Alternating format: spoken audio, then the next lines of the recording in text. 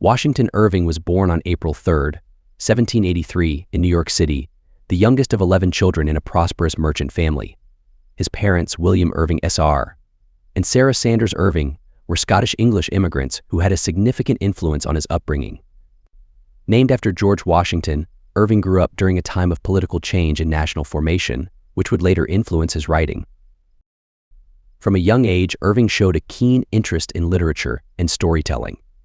Despite frequent illness, he managed to receive a basic education, and his adventurous spirit often led him to explore the bustling city of New York, gathering stories and observations that would later color his writing.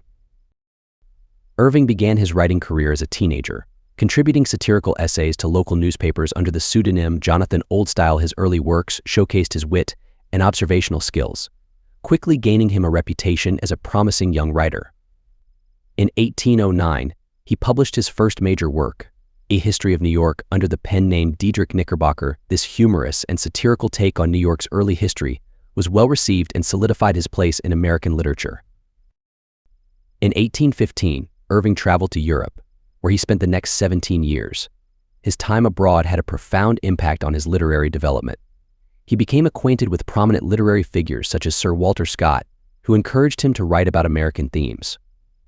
Irving's European experiences also provided material for his famous sketchbook, which included stories like Rip Van Winkle and The Legend of Sleepy Hollow, published in 1819 to 1820.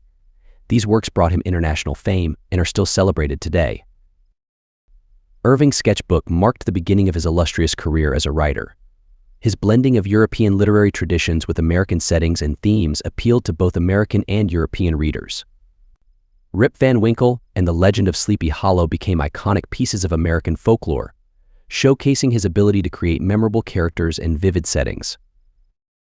Following his success with the sketchbook, Irving continued to write prolifically. He published Bracebridge Hall 1822 and Tales of a Traveler 1824, further establishing his reputation. His biography of Christopher Columbus 1828 was particularly well received, demonstrating his skill in historical writing. In 1832, Irving returned to the United States, where he was welcomed as a literary hero.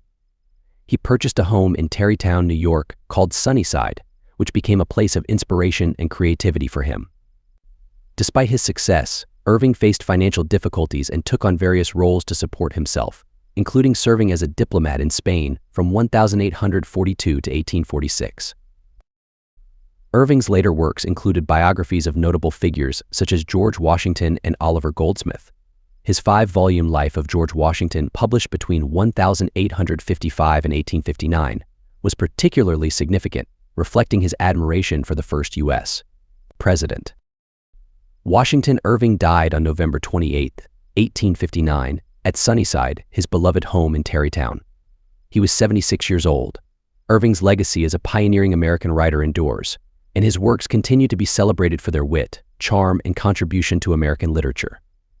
He is often considered the father of American literature for his role in establishing a distinctive American voice in the literary world.